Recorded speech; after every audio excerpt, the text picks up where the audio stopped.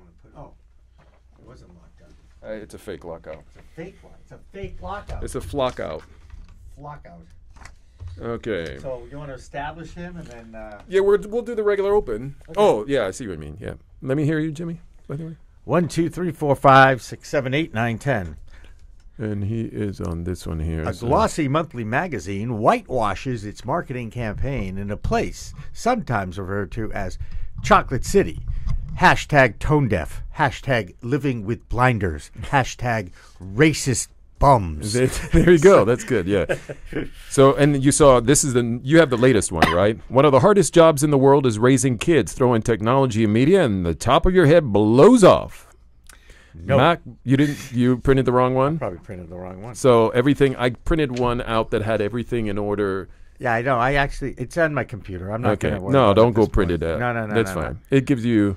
I get what I think okay. I got. I am going to call him now. All right. Are we rolling already there, boss? Yeah, we are rolling. Okay, good. Maybe do it this way so you can see us there. But. Okay. See that? I got that okay. Okay. Ah, there you are. You see us now? So what we're going to do is we're going to do the open to... Oh, let me make sure I can hear you here.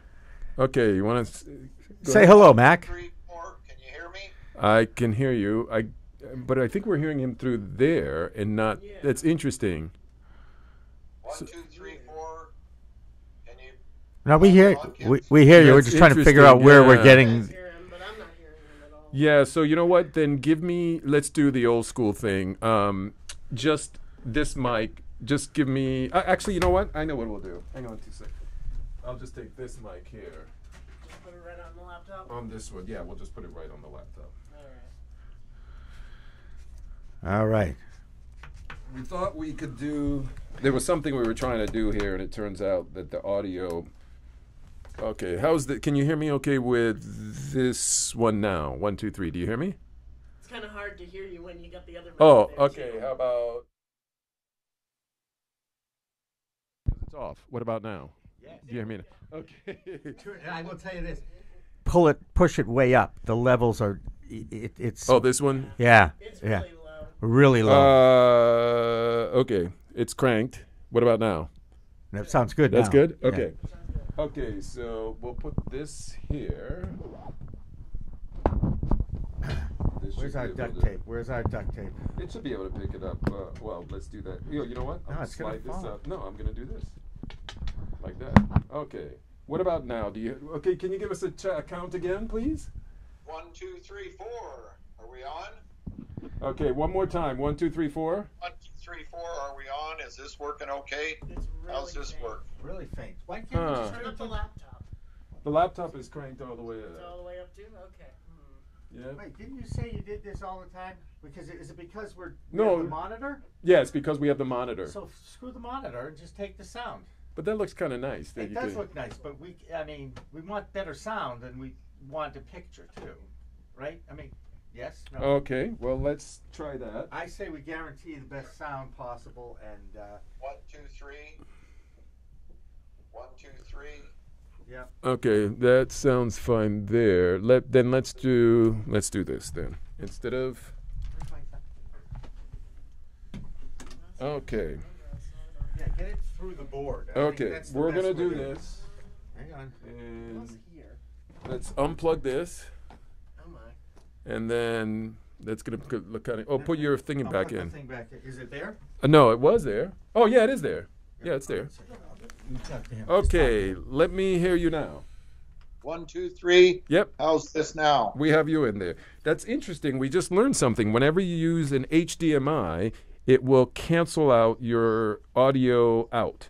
So it's kind of. I thought we could figure out how to make them all work together at the same time, but we can't. Hey, So you might as well have said that in Chinese to me.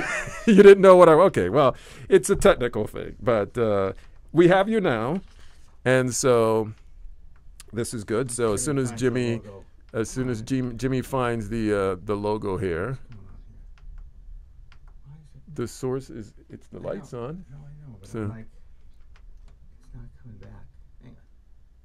There we go. 1, 2, 3. Yep, you're good. You're good. Just Jimmy. Fiddling understand how I got into this. I can tell you your problem right now. And what is it? You've got Jimmy operating this thing. Like me, he was not raised around this stuff. Yeah, is it that one? Yeah, It's that one. yeah. There you go. My bad. There we go.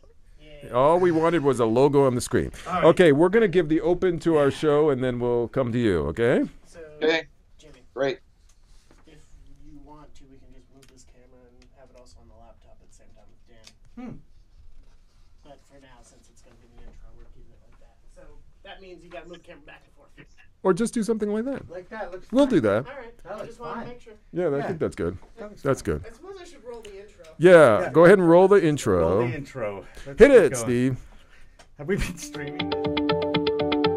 You're tuned in to Behind the Media. Dan Lothian and Jimmy Young bring 70 years of award-winning broadcast experience to the table. From newsrooms across the country, behind anchor desks and in the field, they've seen and covered it all. And now they are here to take you behind the media. You're They going have to have map- to embrace technology. If you're an Oh, educator, I'm embracing it. I want you to use You the can phone use it. No. to help teach these You kids. don't need to do that. I was covering the president in China, and we did a behind-the-scenes video. This is a gong, or No, she not put- a gong, a bong A with bong. a B. That's right. Did I say The gong? gong is a That's gong right. show. I said gong. Gong Bong. makes noise. Bong. Why is it, Jimmy? Why? Because sex sells, Dan. True, but it's only part of the answer. It is, you have to be more creative now to be able to tell a story, and sometimes it's just a before and after picture and saying, which one do you want to be?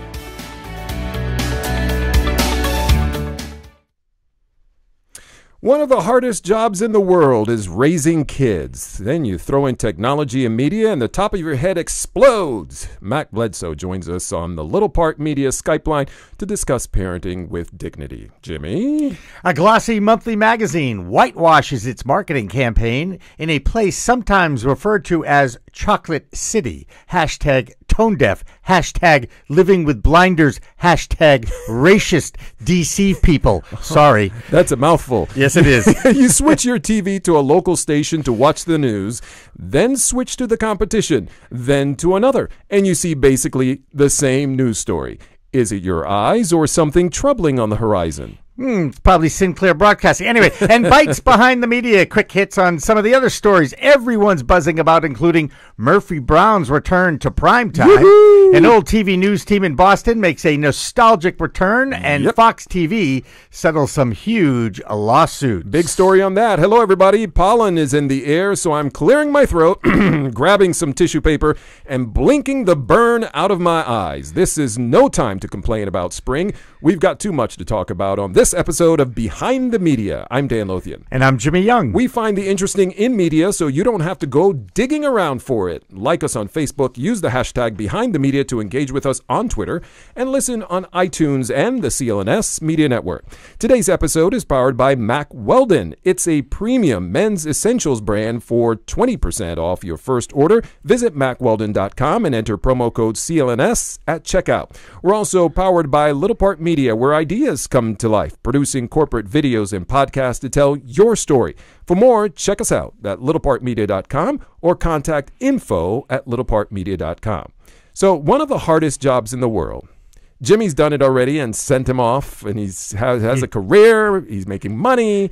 Took He has- 26 years to get off the payroll, Yes, but yes, health I'm very insurance. proud of him. It's raising kids. And then you throw in technology and the media, and that's something you didn't have as much. You had some of the video game thing and so forth. But No, I but- did not. Well, okay, I had that's right. pinball. How about you? I had pinball. No, not you. Your son. Oh, my son had, yes. Right. You And we- outlawed some of that stuff. We did. We kept him off video games until he was 15 years old. Right. And so he turned out Young, wonderful young.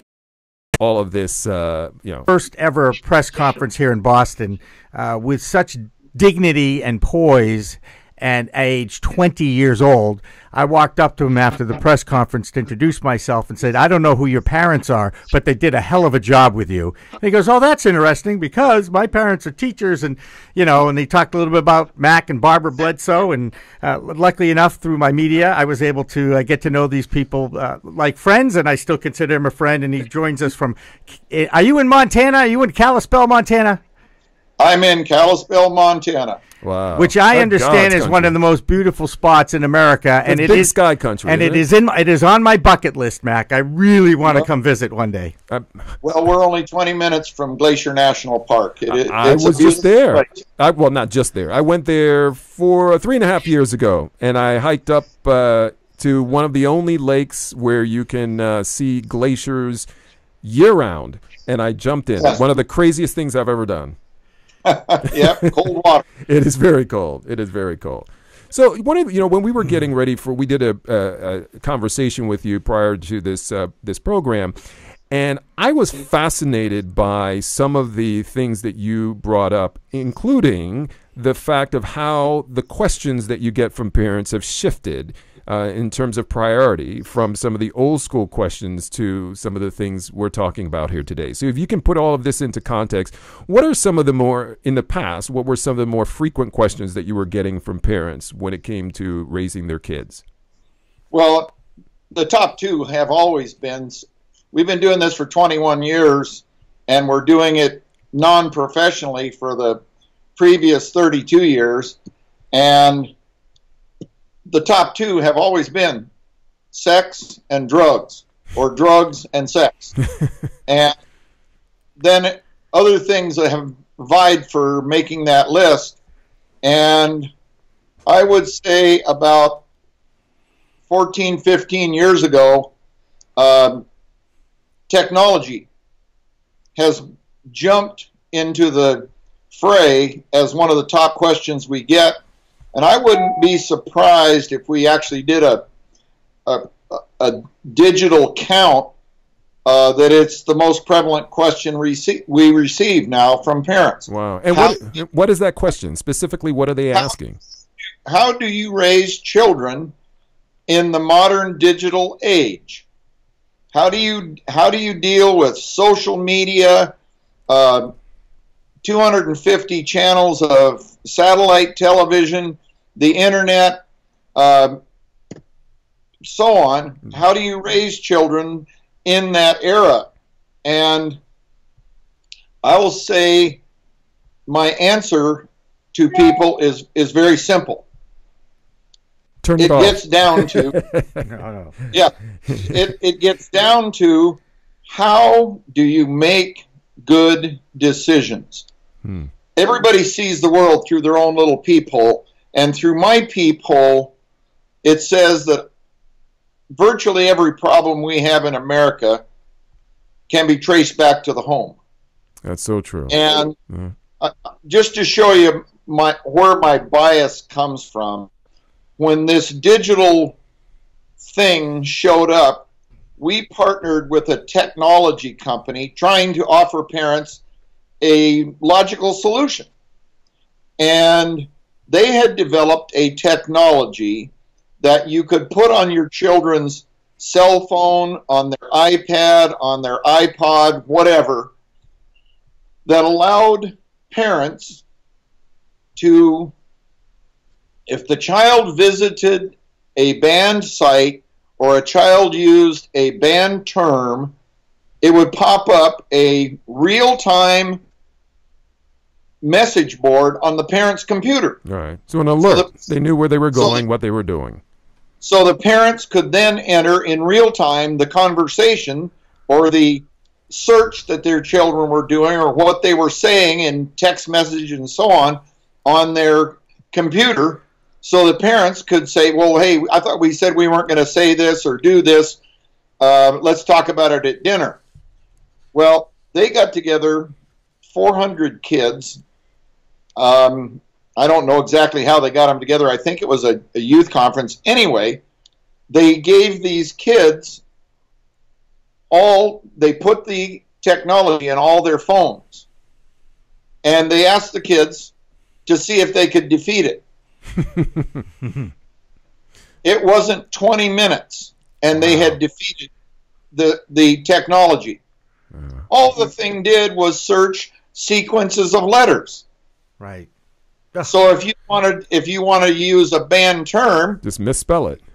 OSHUIT, and you got to say it. Yeah, yeah, They just added a letter. yeah. Well, what that taught me, it was one of those epiphany moments. It taught me that if you're going to be effective with your kids, the filter must go in between their ears. The filter has got to be in the child's head. And now what I'm telling parents is it's no different. You know, you're saying it's the toughest time to raise kids ever. Well, I've got the diary of my great-great-great-great-great-grandmother coming across the plains in a covered wagon. It's pencil written. And they were like 7 days out of Kansas City. They buried a 12-year-old daughter and made 14 more miles that day. I think that was a pretty tough time to raise kids, too.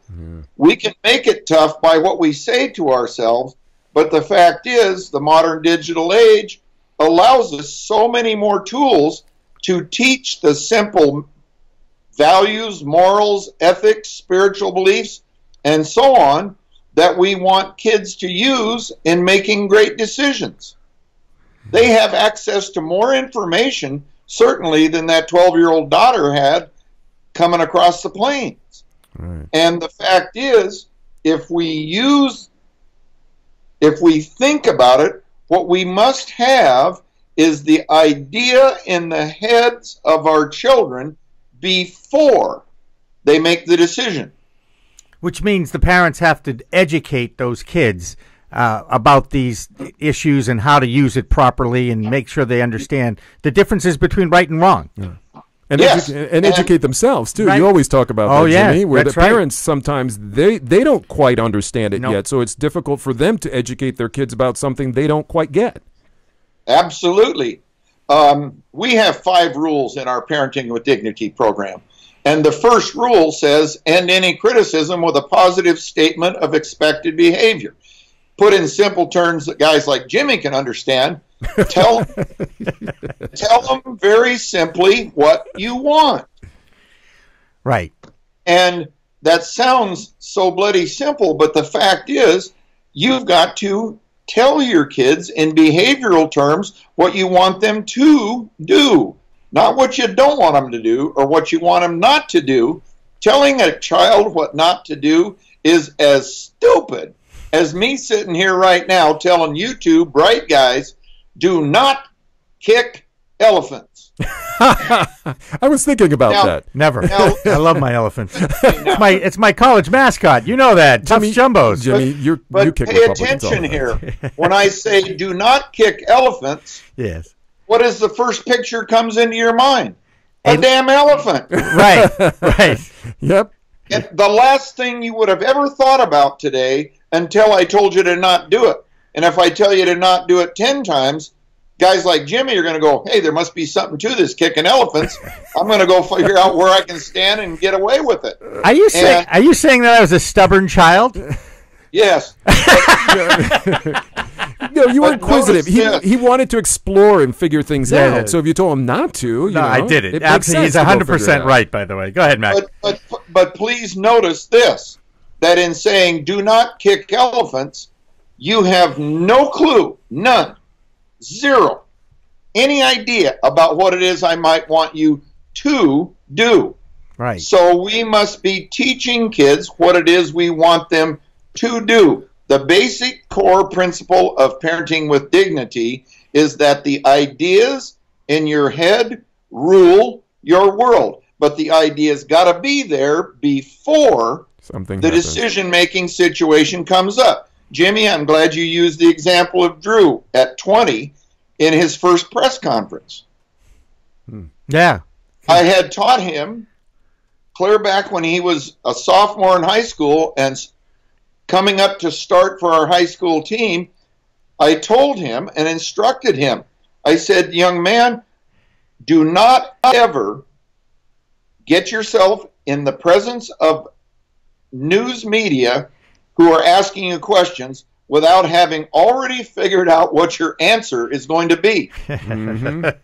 Yeah. And no matter what they ask you, give them the same answer you prepared. Right. You know, people pay money for that kind of media strategy. And then I taught him, along with Mike Price, his college coach, who was teaching him the same thing.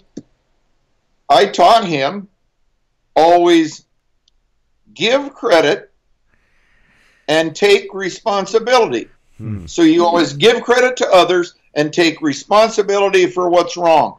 And with those simple principles already in his head when he was presented with the situation, I mean, we were the Clampetts go to New York City when we went to the draft. I mean, we walked out the door of the hotel, walked down the street about a half a block, ran into a bunch of black kids, looked like they were a gang, went across the street, up the street, and back into the hotel and watched a movie. we were absolutely intimidated, and then we get up to Foxborough, go out to the stadium, and we're in this completely strange out-of-body situation. My God, I could see a 20-year-old becoming flustered and saying something stupid that would have got him in trouble. Right. But Drew, as we were flying down to Foxborough from New York, worded up 4 or 5 things that he was going to be willing to comment on, and no matter what they asked him, he was going to give those prepared statements that he had already in his head. The same thing is true with kids as they're going and using digital media. They have to have some kind of an idea in their head of what they are going to do when the opportunity presents itself. We have a phrase that we use that is in our family. In our family, da-da-da-da-da-da. In our family, we do not solve problems with drugs. In our family, we speak to others with respect. In our family, we are grateful. And we express our gratefulness on a daily basis.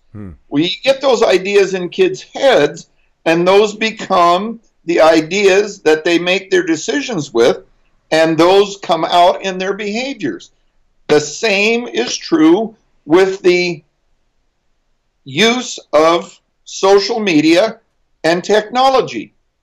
In our family, we do not, this is something we say, and I listen to my sons say it to our grandchildren. In our family, we do not put anything on a computer and click send or enter without first considering that might be on the front page of the newspaper. That's right. Yeah. Or TV or other social media, Right. because Absolutely. these days people don't read the front page of the newspaper because they don't know what a newspaper is, Mac. Right. It's Absolutely, but it's on the national news. That's right. That you said it. I mean, Drew was just back there in Boston. The Celtics are on a run, and it's kind of exciting. And I don't know if you picked up on it, but one of their guards wore a Drew Has the Bledsoe. same- Come That's on, right. Mac, who are you talking to here? It's Scary Yeah. Terry. We're talking about Terry Rozier and the fact that he mixed up Eric Bledsoe with Drew Bledsoe in a soundbite, and it's now Right. become a thing. And Yep. and God love your child for showing up and waving the flag. I just thought, he's such a classy guy, Mac, and I'm not telling you anything you Oh, don't you're kissing already up know. is what you're No. Well- I've always liked him. Drew is what his mother taught him to be. Yeah, good job, Mac. Okay, I was along for the ride, but I mean that just shows the power of social media and doing what's appropriate. Right. And certainly for my ancestors coming across the plains in a covered wagon, they had to be teaching their children how to negotiate the world. And now we are active in 87 prisons nationwide, Wow. working with mostly inmate dads, A couple of prisons have allowed us to meet with mothers, but it's much more men. And the number one identifier of men that we have locked up in prisons in our culture, 78% of them do not have any positive male role models. So when I go into prisons, I just sent you an email with a document, but when I go into prisons, I say 3 things to the inmate dads. They all want to know, what can I do to be a good dad from inside a prison? And this is as applicable to the people outside as it is inside. Number 1, you got to get your butt out of jail. And once you're out of jail, you must have the idea governing your decisions that says, I live inside the law. But then we get to the second thing I tell guys, you got to have a bunch of positive male role models. And I know from speaking statistically that you do not have those, because 78% of guys in prison don't have positive male role models. So you got a lot of time while you're in here. You got to start reading biographies and autobiographies of great men. Well, that's every bit as applicable to raising children in the modern digital age. You got to have your children with their noses in biographical and autobiographical material, whether it's video, whether it's digital text, whether it's reading books. They've got to be looking at positive male role models. My gosh, in that document I sent to you, I labeled all the positive male role models that I was raised around. I mean, my grandfather was a 4-star admiral, and he used to he'd send letters to all of us 14 grandkids. And I think he was devious. He sent us letters about news, about what he's doing, so that he had margins in which he could write sayings. And in the back of my books, I started collecting granddad's sayings when I was about 10. And I put all of those sayings that he gave me in the back of my book. Those ought to be daily conversation starters at the dinner table. A ship in the harbor is safe, but that's not what ships are built for. That comes from a Navy man. But he's telling me, in your life, you can be safe by staying in the harbor, but get out and experience life. And you start putting in those. He told me, another one he told me was, never trust a man who is always well dressed. Well, Jimmy, you don't have to worry about it. but what he told me the next time he was with me, he said, I sent you that. I'm not telling you not to trust well-dressed men. He said the controlling word in the sentence is always. If a guy is always well-dressed, he's probably not doing anything. Because if you're doing something, you're going to get some dirt on your fingernails, and you're going to get your shirt messed up every once in a while. Right. Look, I wanted to jump in real quick here, and I know that one of the things we've heard a lot, in addition to how kids are just drowning in a sea of technology and social media, video games, and I don't know where you stand on this, but they're violent video games, and they're just kids obsessed with spending time playing games instead of going out and playing with each other. But lately, just this week, there was a story about how educators are now looking to integrate some of these video games into the curriculum, and I just wonder what you think about the use of video games or the overuse of video games by young people, and could that be a tool to help educate young people? Our rule number 3 states, do not assume they've heard it. Simply because you've said it, repeat it. Repetition is fundamental in all learning. And if children are in front of video games for 2 and 3 hours a day, repeating violent acts, I believe it desensitizes them to violence. And to the point that a lot of the research that's being done on teen suicide is saying that most teenagers who commit suicide have really no concept of death. Right, because they see it all the time in the non-real activities that they're engaged with, Right. which outweighs the real activities in their lives. They're Right. that's what they're doing. Yeah. Yes. And the thing that I would say is play games with kids, play games with them on video, but discuss what's happening. Interesting. Again, it comes back to the parents' involvement and their Right. knowledge Yes. and understanding Being of involved. it. Sending them down to play the game by themselves means that the only voice in the room is the video game. Well, there's a whole. There's a whole. I actually, Go ahead. I actually Go ahead, Mac. sit down and I go and sit down with my grandkids, and I watch them get a death tally on this game that they're playing, and I said, "What does that mean? Stop! Turn the game off for a second. Are you really killing people? Is that what you want to be doing? Is that what you want to spend time? The ideas in your head rule your world. Is that what you want to spend time putting in your head?" And I find that the kids are choosing to move away from that. Their parents are both of our sons, and my God, they're amazing wives, spend time with their children discussing what's going on. They don't sit there and put the limit on their kids being on the video game. What they do is they ask the kids how would they set their own limits. That's a great That's thing. a good way to flip it around. Yeah. The key is not to have a filter. It's have the children build the filter in their brains so that they are limiting their stuff. You can raise your children so they never see a video game and so on, but at some point you ain't going to be there. Right. Unless they die before you do, at some point they're going to be running their own lives. And you've got to get the filter in their brain that says, in our family, we choose not to spend our time in large amounts dealing with violent things. It's a great thing. In our family, we choose to spend our time thinking about things for which we are grateful.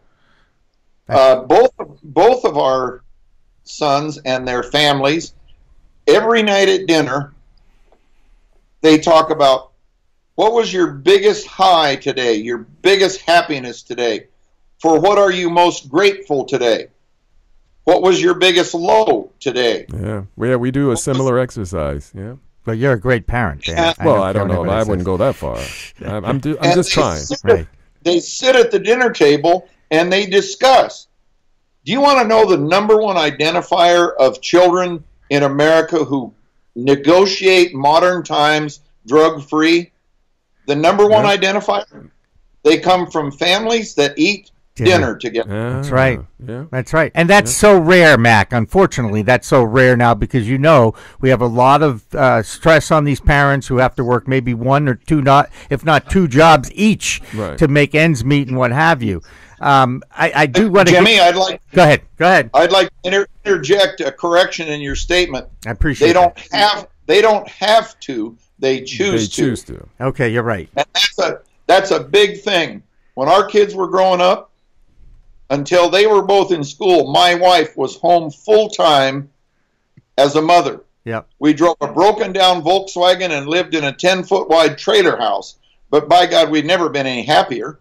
Right. And sometimes I think we'd be better off if we went back to that. We wouldn't have all this responsibility for all this crap. Yeah, you're right. The further up you move and the more things you attain, the more pressure and stress that come along with that. And those are choices. And Americans need to stop talking about how they have to do this. Heck, there's a couple, I can't say their name right now, that wrote a book called The Myth of the Two-Family Income. And they actually took the second family income from like 50 families and analyzed it, and most of the money in the second income went to pay for the added responsibility and difficulty of having two people in the family working. Like a For daycare, child support, yeah, the child. second car, the second insurance, and then the fact that because they looked at their income without outgo, they looked at their income and said, "Oh, we can afford a bigger house," and all of a sudden they're on this treadmill trying to keep up payments on the second house. If they just bought a smaller house and lived on one income, then they could have more time as a family. So And those are choices. So here's another choice I saw a young parent make, two parents make at a dinner table recently with their 2-year-old in a high chair. They literally had a tripod for their smartphone that they put on the table. They were out to dinner in public, and they engaged their child on a screen with some kind of a cartoon or some kind of an activity to supposedly help him control his emotions at the table as a young person. And this was like a 2-year-old, Mac. And I don't think that was great parenting, to say the least. And how many times now do we see parents putting their children in front of screens as a babysitter or actually a disengager from really their responsibility of a parent to engage with their children? Certainly. In our program, we advocate that parents, as early as possible, educate their kids on how to behave in public. If you're going to a restaurant, and we advocate that they take kids to fancy restaurants real young, practice at home. Actually practice. Get the nice clothes on. Dad plays in the maitre d'. The kid comes to the door and says, Great. I would like 2 seats, please, preferably at a window seat. And then talk to him about, you get to order on the menu, and if you look at the roast beef and it's got cauliflower with it and you don't want cauliflower, you ask, could I substitute grapefruit for the cauliflower, and so on. And you practice at home so that the kids, because most kids, their picture of going to a restaurant is going in a place where they serve your meal in a sack and they've got a playground in the place and there are no utensils. That's right. That's right. And must educate them on how to use the utensils. You start from the outside in and so on, and you teach them how to behave in public so that when they get there, the idea is already in their head so that they make good decisions.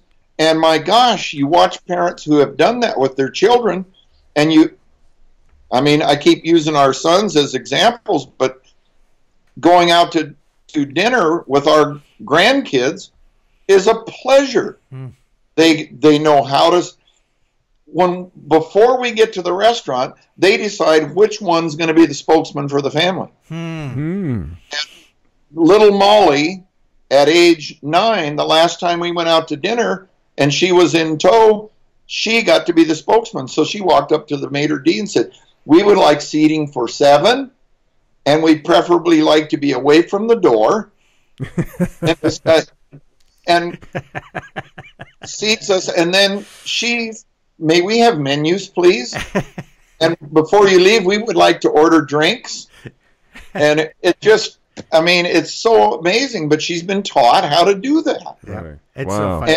And I was just, Mac knows this about me. I love teaching young people to be on camera talent. We were talking about this. I just finished up a 4-week workshop teaching kids how to host a talk show, how to do an interview, how to have a conversation with an adult. And these are 8, 9, and 10-year-olds. And within an hour, they picked it up and they were doing the interview and going through doing exactly what you're saying. Role playing, Mac, is a very powerful way to teach young people. Absolutely. And then repeating it. I'd like to talk about some other things with regard to social media. I'm an old English teacher, but it drives me crazy the lack of attention that we give to the conventions of our language. Therefore, we are subject to misunderstanding in everything we write. We've stopped capitalizing. We stopped punctuating. We've stopped using grammar in general. That's right. When it's I the text text language. Yeah. When I text, I spell check everything. Of course you do. I go through and I check my punctuation, and I won't use abbreviations because they are, well, there's the old sentence, woman without her man is worthless. With the use of a comma, you can go into that sentence and say, woman without her, comma, man is worthless.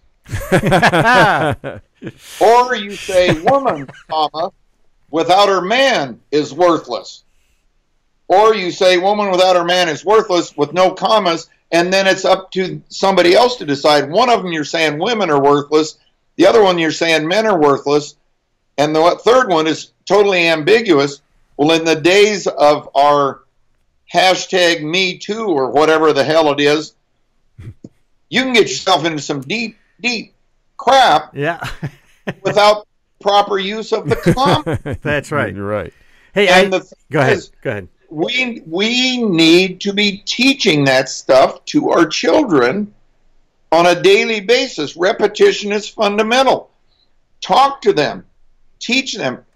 Heck, tonight at dinner, I would suggest that you sit down with how old are your kids? I have one who's 13 and the other one's 15. Okay. Tonight at dinner, bring 2 different computers from your family to the table. Well, computers aren't allowed at the table. But Do maybe it for the exercise. I'm the king here. We're going to and we're going to bring computers to the table because I want to teach you something. Okay. And do a Google search on those 2 computers for something. A part for a car or a new dress or whatever.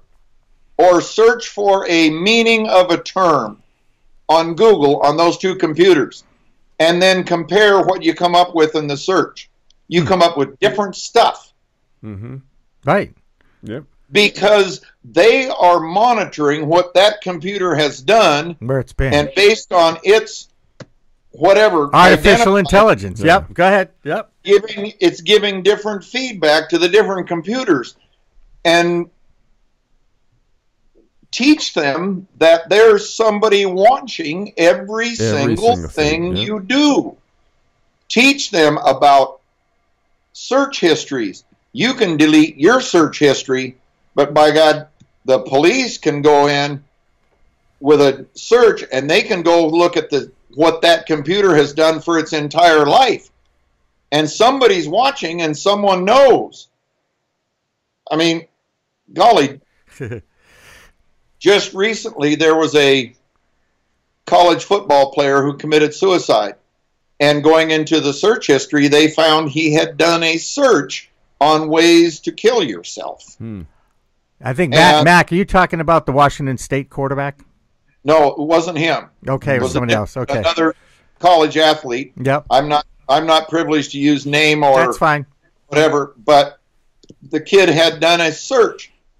My gosh, when Drew was playing, one of his teammates blew himself up with a pipe bomb. Wow. And when his parents came to his room, open on his computer was the search he'd done on how to build the bomb that killed him. Yeah. Right. Yeah, that's crazy. I mean, it all circles back to paying attention. Being involved. Being involved, Yep. involved, and then back to the key word that we've heard quite a bit in this interview, and that is repetition. And engagement. Doing it over and over and over and over again, Yep. so that when you're in a situation, you're not trying to figure out what to do at that point. You already know. Now, Matt, yes, I remember.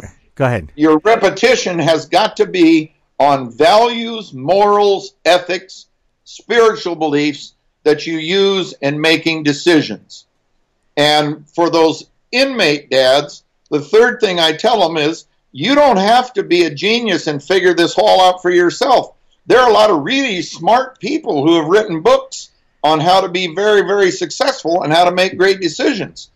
And I tell them, start off with, a great book to use is the Bible. It's a great tool, even if you're not going to claim that you're a Christian. Do unto others as you would have them do unto you, can make half of your decisions in the world, can make almost all of your decisions in social media. Do unto others as you would have them do unto you. and teach your kids to use that so that idea is in their head before they're in the situation. And then ask yourself, would I want someone to forward an email about me like this?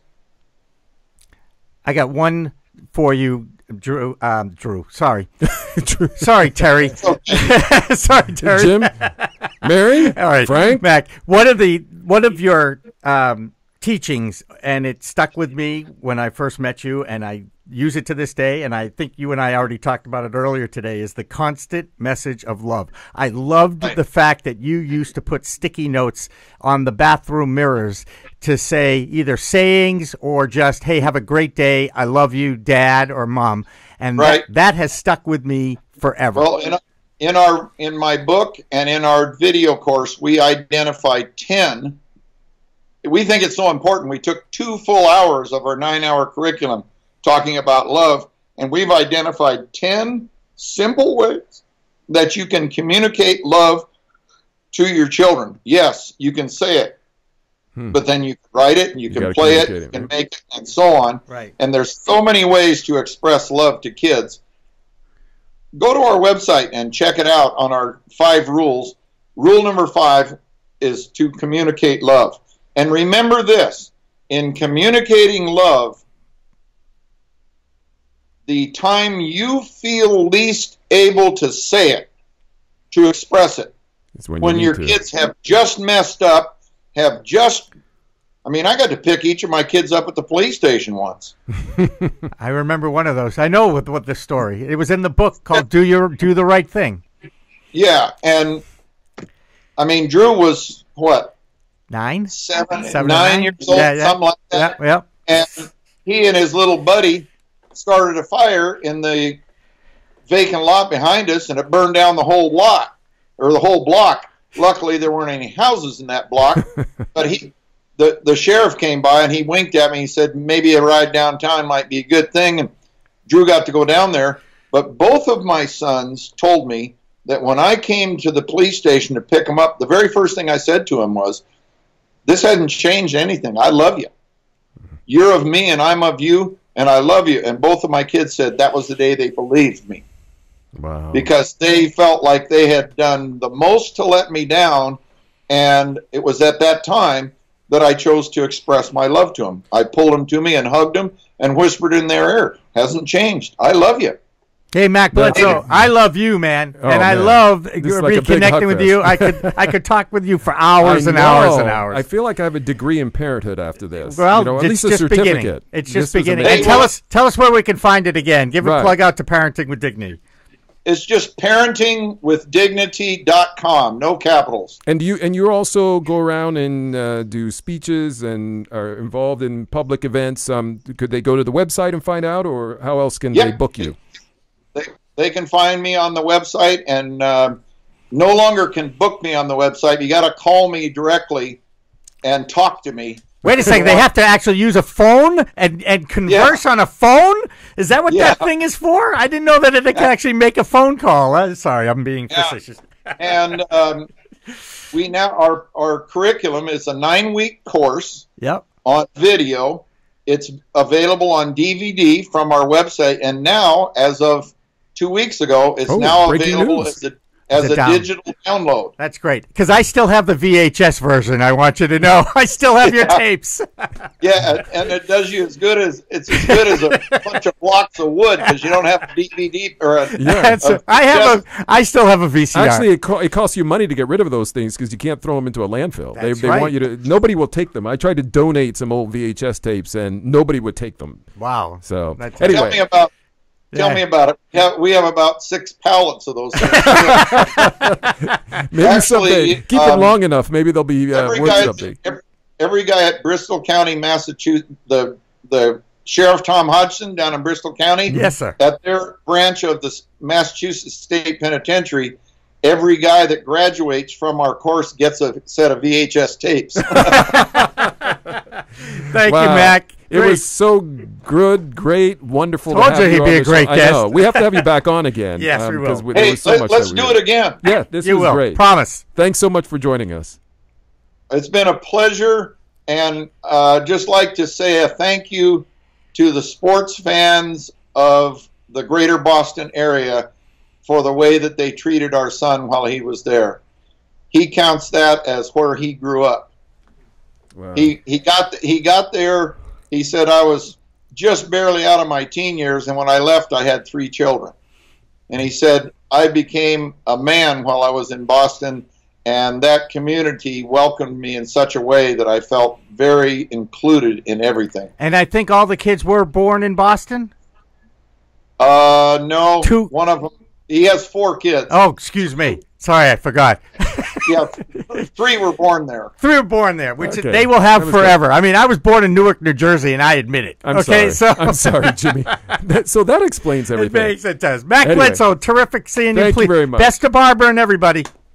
Great to see you, Jimmy. Okay. Bet. Take Bye-bye. care. By the way, if you like this episode, let us know. Like us on Facebook. Use the hashtag #BehindTheMedia to engage with us on Twitter. Have any questions or comments? Let us know at info@littlepartmedia.com. That's info@littlepartmedia.com. Okay, Jimmy. What do we do? I This, don't. It's a tough act to follow. I told you. I mean, I literally could listen to him for an hour, I know. and he has so many stories and so many anecdotes, and he's touched so many people with, 7 million. Was it 7 million? 7 million. Yeah, people. 7 million people. And it's not replicable. I got to tell you. I mean, it is difficult because he's a unique person. It is his intellectual property. It's his Right. experiences, but he's definitely documented it all and has kept it on, and I certainly can't recommend it more. And I'll tell you what, I practice a lot of the stuff that I learned from him Right. 20 years ago. Well, I'm going to try some of those exercises. You should. Okay, we move on. So you switch your TV to a local station to watch the news, then switch to the competition, then to another, and you see basically the same news story. Is it your eyes or something troubling on the horizon? Welcome to this episode of Behind the Media. I'm Dan Lothian. And I'm Jimmy Young. We find the interesting in media so you don't have to go searching for it. Like us on Facebook, use the hashtag Behind the Media to engage with us on Twitter, and listen on iTunes and the CLNS Media Network. Today's episode is powered by Mack Weldon. It's a premium men's essentials brand. For 20% off your first order, visit mackweldon.com and enter promo code CLNS at checkout. We're also powered by Little Part Media, where ideas come to life, producing corporate videos and podcasts to tell your story. For more, check out littlepartmedia.com or contact info@littlepartmedia.com. So, Jimmy, our friends at Sinclair Broadcasting are back in the news again. Among others. Among others. Let's not just, they're right, not, there are they're others. not by themselves. Correct. But this story is at the root of everything we have been talking about, the consolidation of local news stations. Right. Basically having one single hub, if you will, and then moving that programming out across the country to other markets, other stations. It allows these big conglomerates to save a lot of money. But this story is there's a different twist here, is that not only are they sending this programming out across, sort of similar programming to all their member stations, but within the same market. And that's what's so fascinating about this. Okay, and I don't think, and I'm going to say I'm glad you find it fascinating. What? To me, I am not surprised on a number of fronts. One is when we were in the business and we would monitor the competition, and we all did it. Okay, it's Yes, how we did. It's actually part of the camaraderie in many ways. You would see, if you were to take notes on what each news channel did that day, you would see the same stories. There might be one or two variations on which was the lead, which was the second story, the third. The order may have changed. But for the most part, the news was the news. The people who were producing the news knew what the news was going to be. Right. And then presented it. And to me, it used to come down to who, as a viewer, am I most comfortable watching? And who do I enjoy, and how they deliver the same information that everybody else has in the market. And loyalty was built that way over the years. That's true. But now that there are diminishing audiences and people aren't home at 6 o'clock Well, there's anymore. no competition anymore. And the competition. They're not sitting watching Right. in a newsroom because they know they're all in the same newsroom. Right. And chances are by the time you get home from your day of You 9 to didn't need the 5 work, newscast, yeah. you know everything. what happened in the news But that day. still, local newscasts still very popular, perhaps even for some people more trusted than the national news, because these are people they feel an affinity to, right? Or Right. with. Well, It again, is that- local, that right. local For a anchor, loyalty- right. the loyalty factor. Right. So this is interesting. This is in Johnstown, Pennsylvania, and so there's a station, WJAC. It's an NBC affiliate in town, and then there's WATM, which is the ABC affiliate, and then there is WWCP, which is the Fox station. And guess what? It's all produced by the same group with the same people saying the same things. Exactly. Sinclair Broadcasting. Sometimes the same story will just rerun on one of the other stations. Sometimes it will be a different version of it, or they'll just break it up a little bit here and there. But for the most part, it is one giant newsroom and different sets and different microphone, Right. blocks that you're putting on. Right. From one company, but pretending to be three different stations. And in fairness now, because we've been beating up on Sinclair for a Which long you time. love that, I by do the love way. it. Yeah, I'm that's sorry. kind of your thing. It's my old station is owned by Sinclair Yes, now, and yeah. it's just horrible. But anyway, excuse me. Youngstown, Ohio, 2 stations owned by Nexstar Media Group. So it's not just Sinclair. You're right. Nope, and Gray Television in Rapid City, South Dakota. And again, I think you're finding it's the smaller markets that are combining their efforts because it's so expensive to produce news. I get that, but what you're doing is you're watering down the value of the content. If the content is the same, Dan, it's just being introduced by another person. How is it watering it down? It's watering down the value because basically it's one station feeding to 3 different stations. So you don't have diversity of content in the marketplace. You don't have a different reporter from another station that might have a competitive edge that allows that reporter to dig and find something that this other reporter may not. How many times, Jimmy, were you driven to do something a little different because of watching the competition? So you talked about that. You're sitting around the newsroom where you're all watching the multi-screens, those old big boxes of television, yes. and you're watching, go, oh no, they got me on that one. I'm going to get them on this other one. Or that triggers something else for you to dig a little deeper. I think you lose some of the competitive edge when all of the content is coming out of one place. And yet, Dan, if the story is the same. The story is the same, yes. You do have that. If the story is the same and it's being delivered by the same people, does it really matter what the channel affiliation is? I think news is news. I mean, we've talked about this. What is news? Who decides what the news is? Okay. Now, if there are fewer people deciding what the news is, there's an issue. Right. Okay. And you talk about digging up in journalism. We're talking about local news. They're doing short form news. You're saying there's no digging going on in local news? I'm saying that it's limited because they don't have the time. They have to fill a pie. They have to fill that 22-minute slot every single day. Yes. And sometimes there are days when it's easy to fill, and there are other times when it's not. When Farmer Jones' cow, has a baby, I'm sorry, it's news. Wait, does the cow have a baby or a calf? A calf. They have a calf. Okay. Sorry. If they had a baby, it'd be a lead story on the national news. I want to see that baby. Cow gives birth to human. Right. Oh my God! National Enquirer had it first. National Enquirer had it 30 years ago. But, no, you bring up an important point, but I still think that there is. It just does something, I think, to the integrity of the overall process when all of the 3 local stations are getting the news from the same single place. Yes, and I think it's more.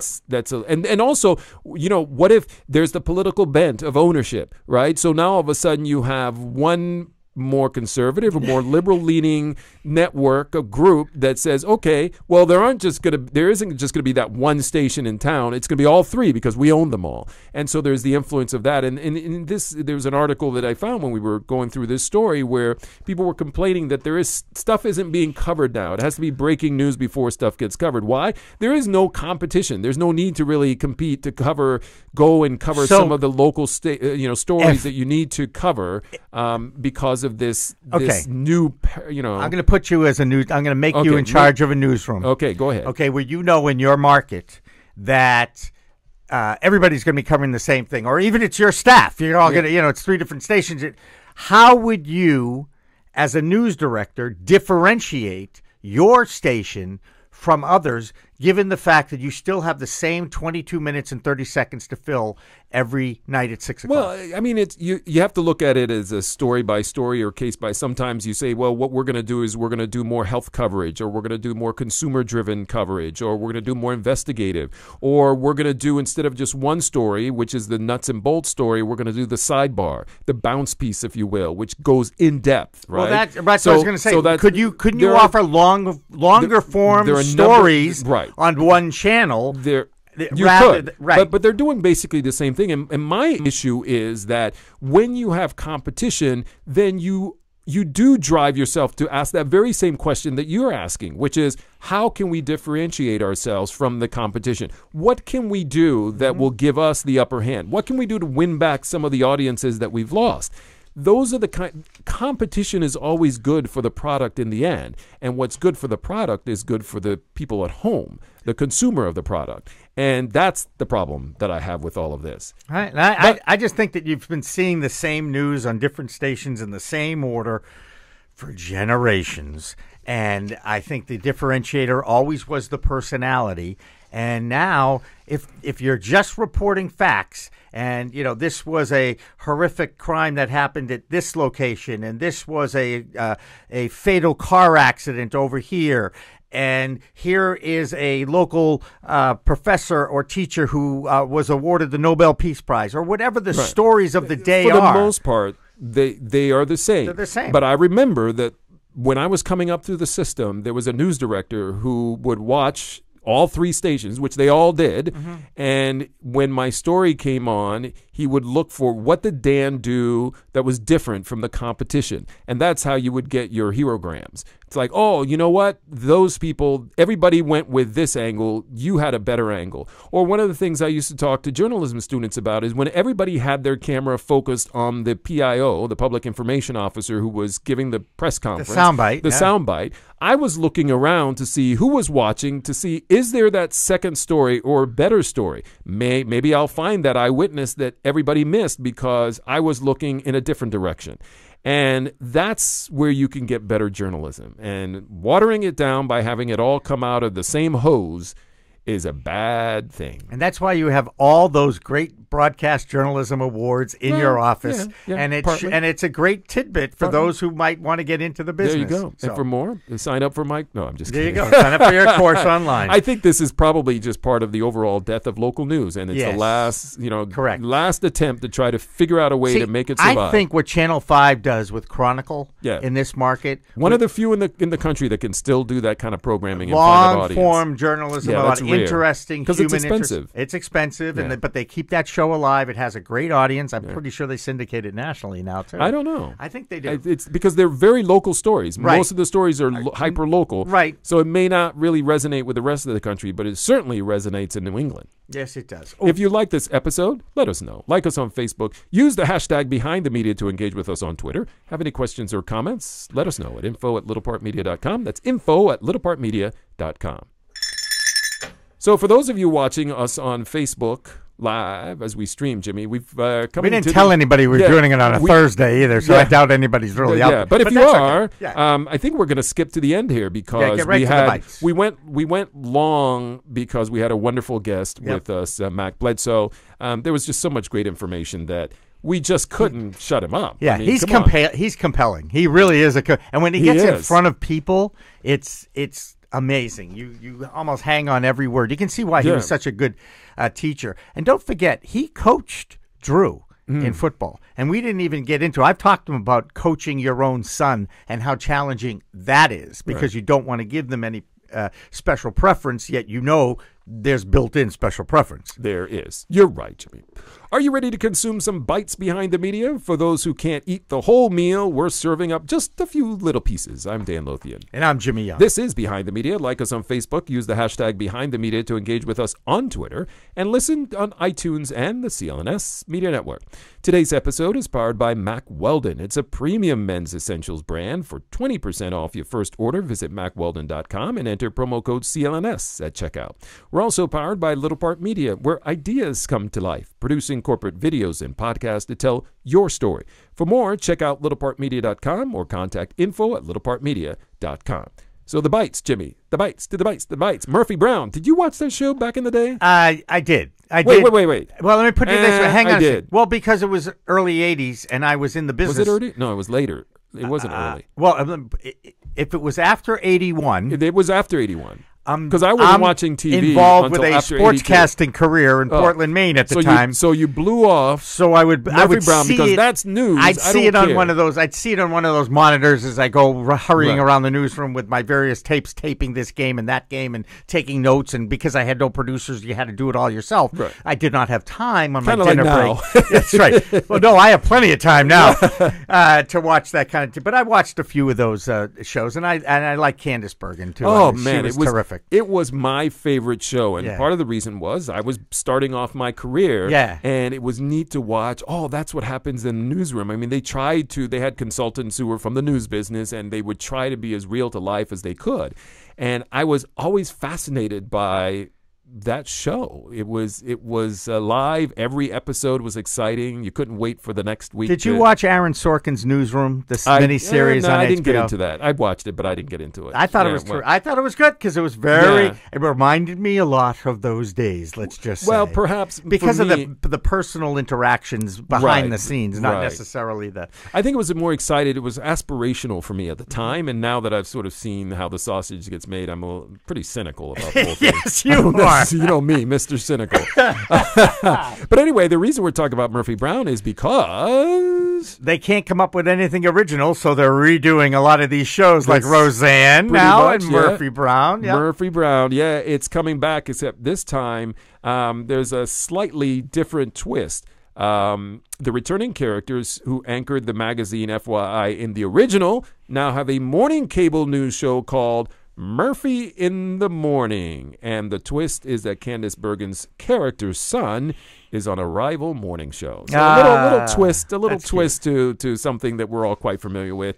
I think I'll give it a try. I'll right. check it out. I'll And do I'm that. not much of a TV sitcom No, you're not. kind of guy, And but I'll check it out. I have not watched a sitcom probably since MASH. Yeah. Okay, so Yeah, that's I haven't pretty watched- pathetic. I didn't even watch MASH. And so. I didn't watch Seinfeld that much. A lot of people love I did not Seinfeld. watch- I didn't either. Again, it's on when you're working. Exactly. It's tough to watch it. And we back didn't have to- DVR. Well, and, let me all put that it this way: stuff. we had a VHS recorder that you couldn't figure out how to use. How you set it. Forget setting it. Yeah, Right. the setting No, you it, know how to yes. push record like I did. Yeah, I could do that. Right, but setting it, no. no, because you had to program first. The clock had to get set up, Right, and then it's you, not that was too happening. It's complicated. not Okay, happening. what else? So this Washingtonian thing. Yeah. First of all, before we even get into the fact that Washingtonian is a local magazine. Yeah, it's a glossy magazine that comes out, all things Washington. Okay, And all things I Washington. was in it actually, and they also had this. They had this rating system for top. I believe that's the one that had the rating system for the top correspondents. So you were always watching your. See how you yeah, did. Yeah, See how I your made it cue up factor- there. I bet after- you did. I made it up there at one point. I bet you did. Yeah. Now, But there was a oops. because I learned something. Well, what did you learn? I never knew that Washington D.C. had a name. The chocolate. The Chocolate City. Yeah. Now I got to tell And you, it's not demeaning. It's why is that not it's demeaning? Because 47% of the population is Black or African American. because those are the people who are saying it. I mean, there's a pride in knowing that this is a city that is heavy African American, and so that's the reason that I get it, that's but I think that's that doesn't bother you as an African American man. Nothing bothers me. I know, that's a good I'm point. like, whatever. Yeah. It's your problem if you're bothered by something. Call me whatever words you want. Nice. But, which I have been called. I'm not saying surprised. you. I'm saying people in right, general. I know out there that. I know listening. that. So anyway, they did this ad campaign, and it was all portraying white people about Washington Right. D.C. instead of using any African American people in the. And you know what? Right. It was insensitive. It was Right. stupid. It was stupid and insensitive marketing, probably brought up by. And again, I'm gonna stereotype and profile as some 25-year-old, 35 in that 25 Some to white 30. kid from a Ivy League school Exactly. who's I'm never a been to marketing Washington person. and thought, We well, need pretty in school they good-looking taught us people. how to put blondes and Right. nice-looking white men up there. Right. Whoa, what you mean?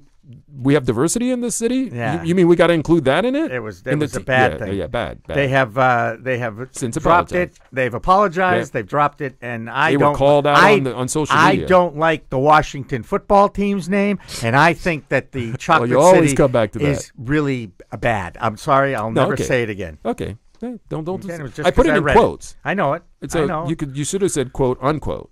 I know that. So- I should have. You're right. Yes. Sorry. So the other one that caught our attention, WBZ goes old school for a day. That was kind of cool. And Isn't that cool? It's their 50th anniversary. 70th, I think. Oh, you're right. 70th. That's 70th. right. But you can call it 50th. No.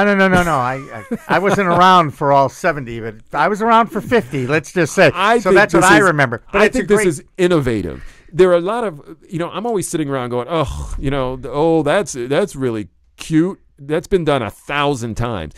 I don't know. I've seen something quite like. Part of the reason is because sometimes people aren't alive. Right. Other times people aren't capable of Right. coming in front of the camera, and other times they don't want to. Right. And so, And I will also they all say got this. separated from the stations, so they I'm wouldn't be also- allowed back in the building. And I'm also good. That's true too, and because I know one in particular in that era.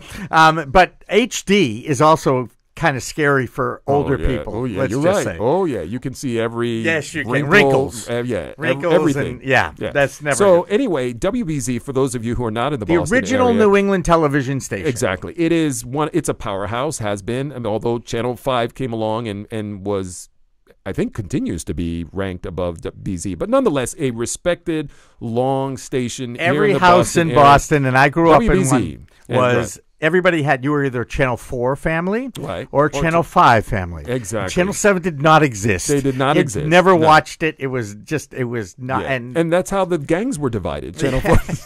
gosh.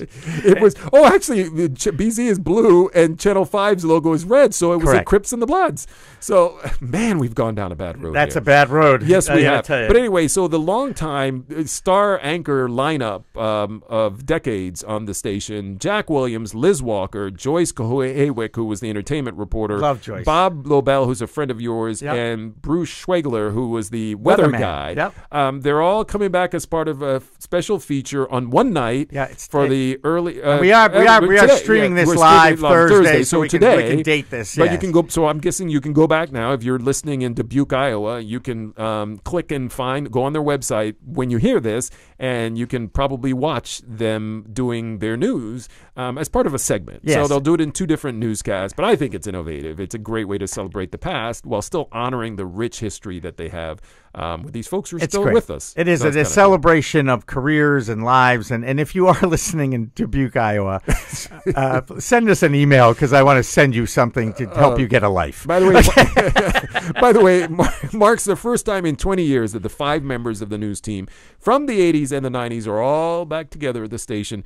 Now, I will say this. Yes. When my mentor, Jimmy Myers, who was also a WBZ guy in 1976, 7, 8, 9, and in 1980, we did a show out of a local watering hole in Framingham. We live streamed a talk show, and it was one football season. It was actually a lot of fun. And Bruce Schwegler showed up in the audience I like that. the day that Bob Lobel was our guest. So we actually had a little mini WBZ reunion. There you go. The 3 of them. I just got the hell out of the way because, after all, I was just an intern / producer. You know what I mean? I wasn't a talent then. But I did my original demo reel on the WBZ TV set in 1979, I'm pretty your sure. connection. Jimmy has Yeah. connections to That's where it everything. all started. I Yeah. produced sports at age 20 when I was a junior at Tufts for Jimmy Myers at WBZ, and when Len Berman was there.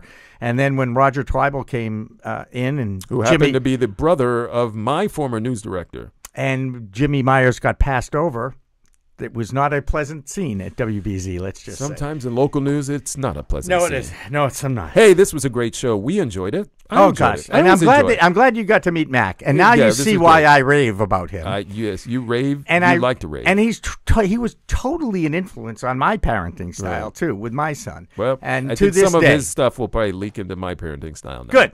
Thanks for listening. We hope you enjoyed this podcast as well. Of course, we know you did, so we're going to take it for granted. Like it, share it, keep listening on iTunes and the CLNS Media Network. For our director, Steve Helmuth, and our producer and social media guru, Alex Barth, I'm Dan Lothian. I'm Jimmy Young. And now you know what's behind the media.